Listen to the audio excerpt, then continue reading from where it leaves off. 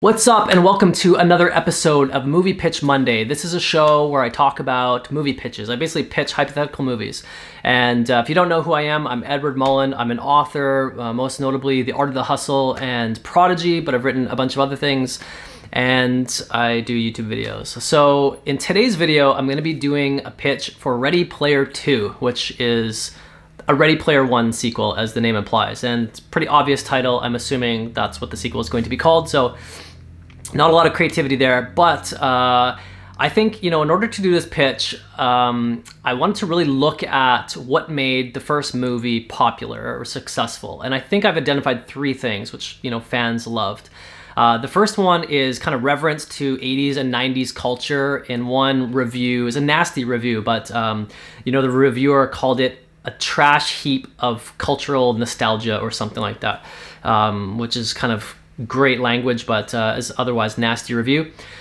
So the second thing is the Oasis itself. This is a world where anything is possible, is very cool, and the imagination can run wild. It's kind of like the Matrix, if you will. And the third thing is this concept called gunting, which is like a popular culture Easter egg hunt.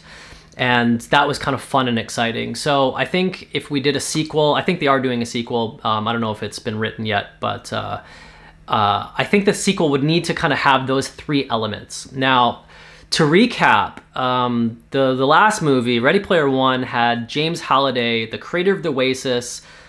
I believe he passed away, this billionaire dude. He creates this huge virtual world where most people spend, upwards to 90% of their day living inside this virtual world. And he promises to bequeath the Oasis to somebody who solves these like pop culture reference riddles. And spoilers, this guy Parzival does just that. Him and a bunch of other people are competing to, solve these riddles. So if I'm remembering correctly, I think at the end of the movie, Parzival does this. I've read the book and the movie, they both end the same way, even though they're a little bit different throughout. So I'll just go through the movie because that's more kind of fresh in my mind. Okay, so I'd start out with Parzival and his homies and the girl, I think her name's Artemis, chilling on this like private world somewhere, right? So they've created this world that nobody else can go to, and it's beautiful. It's, paradise that's got, crystal blue water, and one of the dudes is on a yacht. Anything is possible. So he's got like a yacht with a bunch of like bikini clad models. They're all digital, but nevertheless, the experience seems real. Somebody else got maybe like a jetpack. They're flying around. Somebody's like deep sea diving maybe. And Parzival is hiking with Artemis, and they're kind of going through this like picture like Hawaii or something. But of course it's virtual, so there's no bugs or no snakes or anything like that. So this is the opening scene. And they're walking up, and this beautiful waterfall, rainbow, and then there's like a picnic basket laid out, and he's like, I created this for you, right? Do you like it? And they have a picnic, and it's really romantic, and all that kind of good stuff. Now, as they're kind of talking, Parzival sees out of the corner of his eye this like black cat that like walks by, and then walks by again. So he's like, did you see that? It's like, no, what was it? It's like, it's a black cat, like walked by twice. And she's like, oh, glitch in the Matrix. Kind of like referencing like the Matrix movie, right? And he's like, yeah, no, I'm familiar with the movie, but like, what's it doing here? I created this world and it's private, and I didn't put a black cat in there, and I didn't put a black cat in there twice. And it'd be weird to have a glitch. Like, that's obviously deliberately put there, right? So let's go like chase this whimsy. So they get up and they follow this cat, and maybe they see the tail kind of going through the tall grass, and then it like runs, like, come on, it's getting away. So they start running after it. And then they get to this cliff, like, and the cat's disappeared. It's seemingly gone over the edge of the cliff. And they look down, and it's so far down, they can't even see the bottom. All they can see is clouds. That's how high up they are. And he's like, this is weird. I didn't put a cliff here. Like, I'm so confused. I wonder why this is here. And then Artemis is like, well, there's only one way to find out. Take a leap of faith. And she jumps off, and she just plummets, boof, through the clouds and disappears. And he screams after her, like, what are you doing, right? So then he kind of like is freaking out, calls out to her, and then he takes a leap of faith. He jumps over, and he himself falls through the clouds.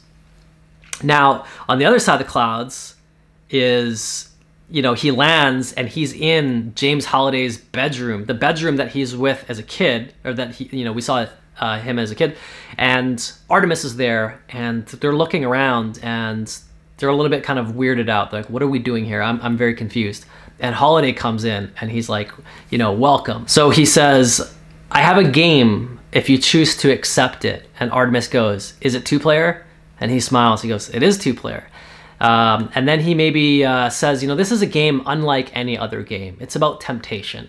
So if you want to play it, you know, here's your first clue. And he says some like cryptic message that, you know, means nothing at the time. And they're off to the races, right? So they're, you know, trying to, you know, decipher the clue. It makes absolutely no sense.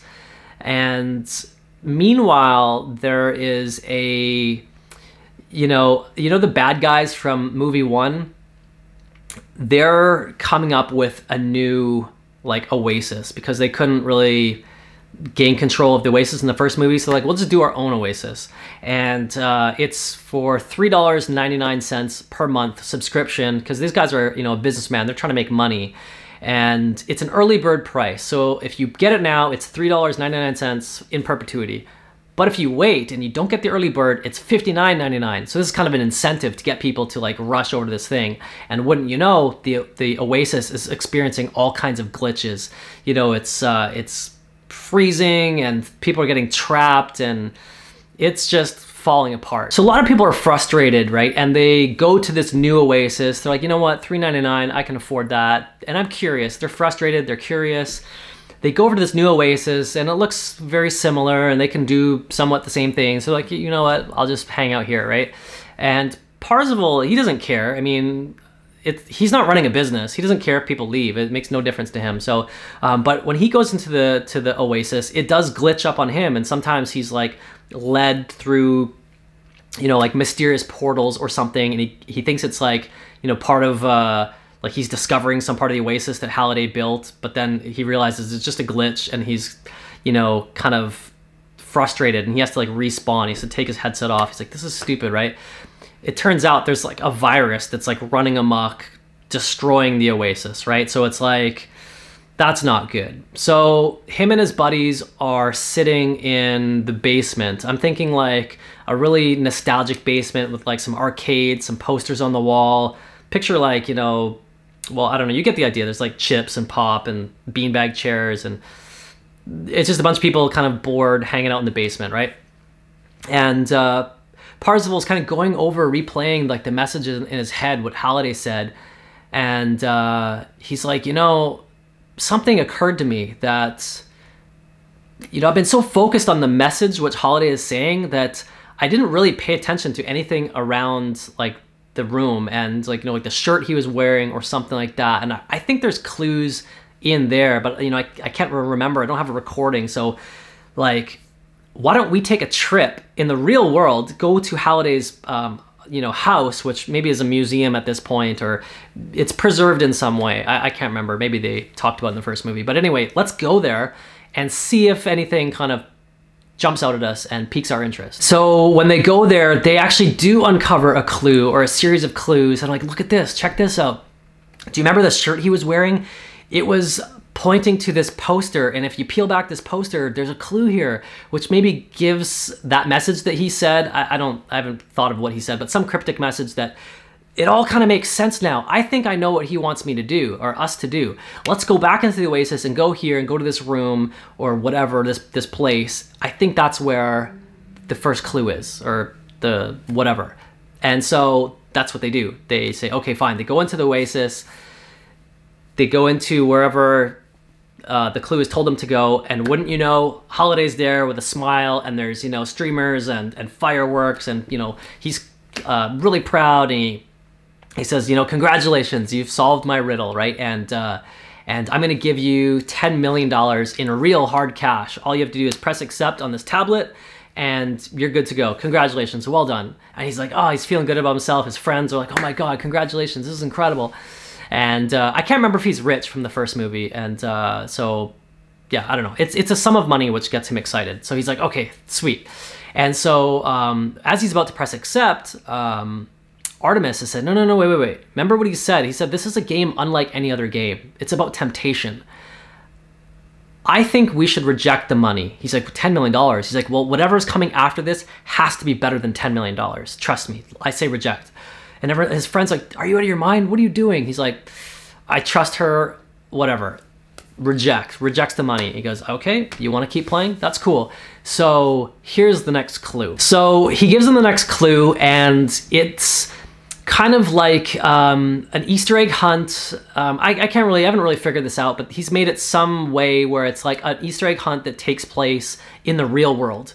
So he's got to take off the headset and go explore into the real world and find clues and then take them back to the Oasis, and then that's where the prize will be. Meanwhile, this virus is running amok. People are canceling in droves. It's destroying the Oasis. So it's like this really kind of race against the clock. So it's kind of like this, you know, Da Vinci Code meets National Treasure meets like the Matrix. So it's kind of like a real world Easter egg hunt with like the Oasis, right? And each level, I haven't really spelled it out, but each level is another prize that, you know, he grants to them. And the first was money. The second is, you know, like power. The third is love. The fourth is like fame or something like that. And he's rejected them all. And so he's sitting around with his buddies. He gets another clue. He's like, this is really cryptic. He's granted these kind of 4 really powerful things. Like, what the hell could be better than those 4 things? And they're trying to rack their brain. And Parzival goes, you know what? I think I know what the 5th thing is, based on what that kind of the first 4 were, and I think this final thing kind of makes sense. And his friends are like, is it like, you know, life? He's like, close. Legacy? No, not quite. So Parzival says the thing that is better than all those other 4 things is a resource that's finite, that we're all vying for, which is time. And I think I know what Halliday implies when he wants to give me more time. So following a hunch, he goes to Halliday's place of birth, which he, I don't know, discovers from the message or whatever. And there's maybe a secret room or instructions to go to another facility or whatever. And he goes in, and there's this really strange machine. And they're like, what the hell is this? And he's like, the only way Halliday can grant me more time is to upload my mind into the Oasis, and I become eternal, essentially. And it's like, what? Are you crazy? You can't do that. He's like, you know what? This whole game started with a leap of faith, and I think I need to do this, right? It's like, no, you don't have to do this. He's like, but I don't really enjoy the pleasures of life anyway. I'm mostly in the Oasis. And so if I don't take advantage of this now, this opportunity might never come up again, because maybe the virus will destroy it or something like that. And so like, so Artemis, everyone's kind of sad and whatever. And Artemis is, you know, thinking, she's like, you know what? I'll do it too. It's like, okay, let's do it. So that's what they do. It's just really, you know, there's a lot of hugs and tears and goodbyes, and they, you know, hook Parzival and Artemis up to this machine. It's this big kind of theatrical moment, and they upload into the Oasis. And there's that kind of moment, you know, we've probably seen this in movies before, where you don't know if it worked, but let's be honest, it's gonna work. And so their bodies are like flatlined, they're dead corpses laying on the table, and they're like, hello, hello. And it's like, yes, I'm in the Oasis, can you hear me? Next thing you know, Halliday shows up and congratulates them. It's like, you know what, you've solved my riddles, and, you know, welcome to the Oasis.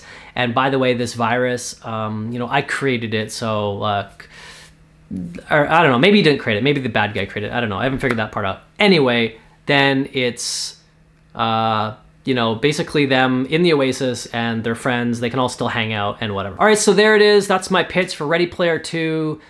Granted, it's kind of rough right now. I just thought of it, you know, 20 minutes prior to recording this. So it's not fully fleshed out, but those are some of the ideas I had. And if you liked it, please hit the like button. If you want to hear more videos where I pitch movies, please hit the subscribe button, and I'll see you next time.